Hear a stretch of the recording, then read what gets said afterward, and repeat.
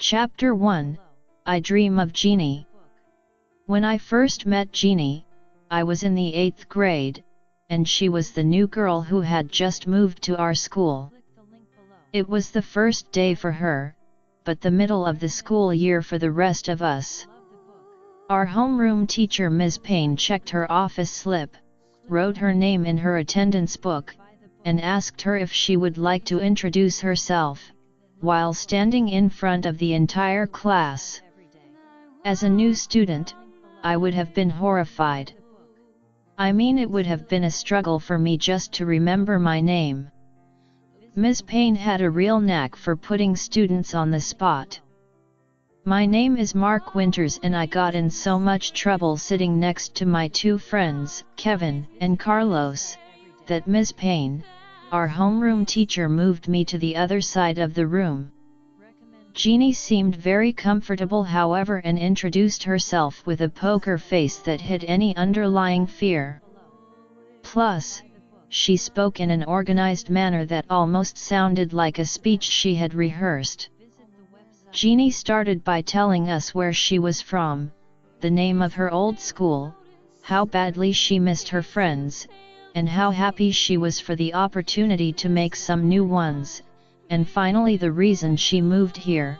Jeannie's dad got a promotion, but if he accepted they would have to relocate within 30 days.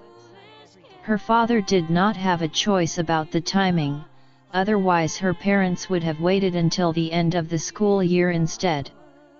Then Jeannie concluded by looking over at Ms. Payne to see if she was satisfied. Ms. Payne told Jeannie that we were happy to have her. And we were. I know I was, because Jeannie was hotter than hell. I have never seen a more beautiful redhead in my life, and redheads were my favorite. There was only one other empty desk in the classroom, and that the one in front of me. I sat in the second seat behind her. The student who previously sat there was an authentic Native American named Johnny Wolf. And he lived on a reservation with several other Indian families that composed an actual tribe. I called him Johnny Howling Wolf because of his allergies, as he was constantly itching, sneezing, and coughing. It was non-stop. Nothing against his heritage, but I hated sitting next to him because of it.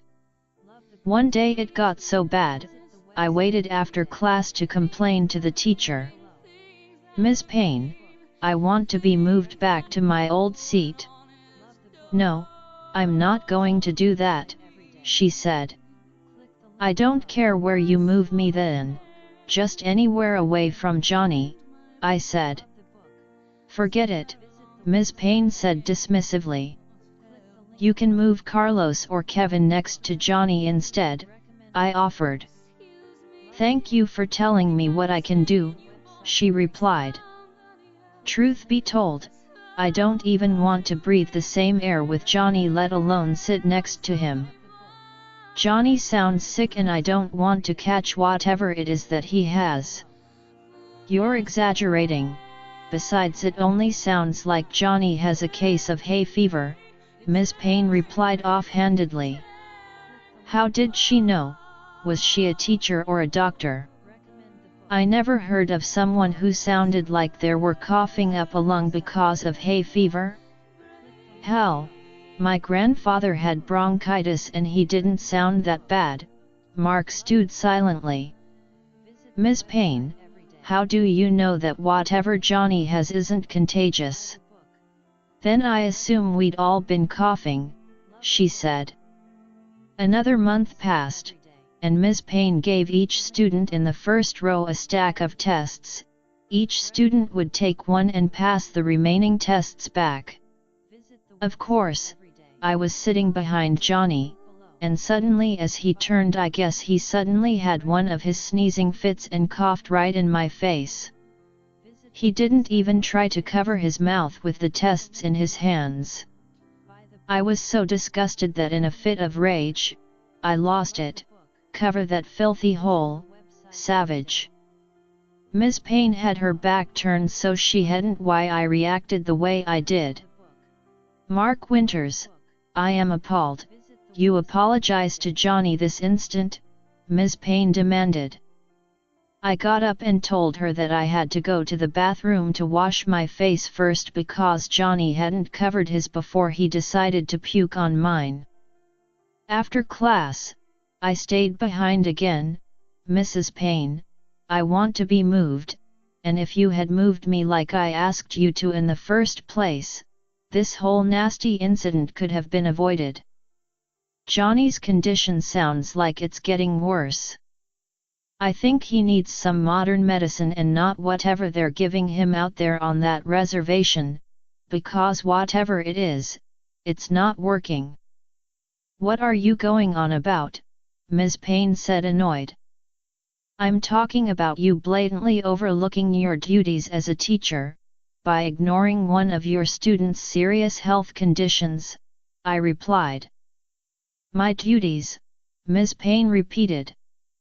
Well, I don't have him in any of my other classes, Mark answered. It is not the school's policy to recommend treatment or medication, nor are we authorized to give it. Now if you have a problem with that, maybe you should take it up with Principal White, Ms. Payne answered curtly. In fact, I was going to send you to his office anyway. Well, before you do, I just want to make sure that we have our story straight. The school's position is to just pretend that Johnny's health problems were never serious, so if anything does happen while he's still on school property, the district can claim to have no prior knowledge, and if God forbid he actually dies in class, the board may not get sued for negligence by the Native American Council. I do not make those decisions, Ms. Payne retorted, turning red, and looking both angry and embarrassed. What about your hypocritical oath? Mark asked. My hypocritical what? Ms. Payne replied. What if what Johnny has is terminal? I mean, those Native Americans have all the money in the world because of the casinos, but they still choose to live out there on those reservations, like a bunch of savages, Ms. Payne completed. Yeah, that's right, savages. I mean, why is it that the Indians are so self-sufficient with everything else, except when it comes to homeschooling their own children? Mark asked. Maybe they want to modernize, and start indoctrinating themselves into society, Ms. Payne replied. That's fine, let them modernize. I'm not a racist, but I don't want to suffer from whatever it is that Johnny's suffering from, just because they don't believe in the white man's medicine. Mark made quotation marks with his fingers, is no reason for the rest of us to suffer. Well, I can't very well tell Johnny that he can't come to class, now can I? Ms. Payne said defensively. You don't have the authority. I bet Mr. White doesn't either. Why don't you go find out for yourself, young man? No, I'm going to call the army instead, then, tell them it's an outbreak, let the CDC storm in here and quarantine the entire town. But I'm going to you a heads up first, so I can sneak out first with me. You can drive us to Vegas, because I would hate for you to wind up on the wrong side of the plastic bubble, if you know what I mean, Mark said with a straight face. Vegas! Ms. Payne burst out laughing. Mark stared back at Ms. Payne in total amazement, more like shock. He wasn't even trying to be funny, but whenever he got really upset about something, he started running off at the mouth, and then he couldn't stop himself. You're hilarious, and then she started laughing again. He waited for her to finish laughing, and then he said, You know, Ms. Payne, this is the first time, I think I ever heard you laugh. It sounded more like a revelation than a statement the way Mark said it. I didn't know you could laugh, Mark continued. This time she smiled, but she covered her mouth like she was embarrassed. Look, I can't make any promises, but I'll talk to Principal White. Maybe there's something he can do, but not me, I'm just the teacher. Despite her age and profession, Ms. Payne revealed herself to be a warm human being who had a sense of humor. She could even treat a student with respect, instead of just being another condescending adult.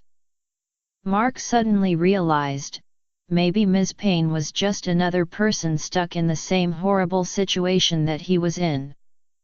They shared a common tragedy. It was like a worker from the boiler room of the Titanic who was top deck and speaking to a passenger from first class. Or maybe the captain himself. It didn't matter now that the ship was sinking, they were all in the same boat. Could it be that Ms. Payne was just as disgusted about Johnny's condition as he was? But unlike Mark, she didn't have the luxury of complaining about it, because she had a job to protect.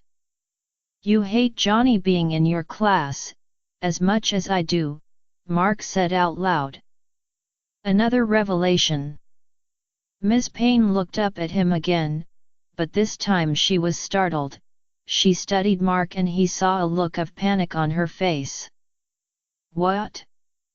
You don't want Johnny in your class any more than I do, Mark said, shaking his head. Suddenly Margaret Payne wondered if maybe she had said too much, and then after a delayed moment, and she panicked, but then her composure returned, and she went back to grading her papers. Goodbye, Mark. Ms. Payne, the teacher had returned. Mark slung his backpack over his shoulders and headed out. But before he left the classroom he stopped at the doorway and turned around. You know, Ms. Payne, I would like to tell everybody that you have a very contagious laugh. But I don't think they would believe me. Maybe if they heard it from you themselves sometime, you could help me convince them. And then Mark left without saying goodbye. Never in her 18 years of teaching could she remember a student giving her a compliment. Not on her looks, not on her hair, not on one of her outfits. Nothing. Margaret Payne continued staring at the empty doorway.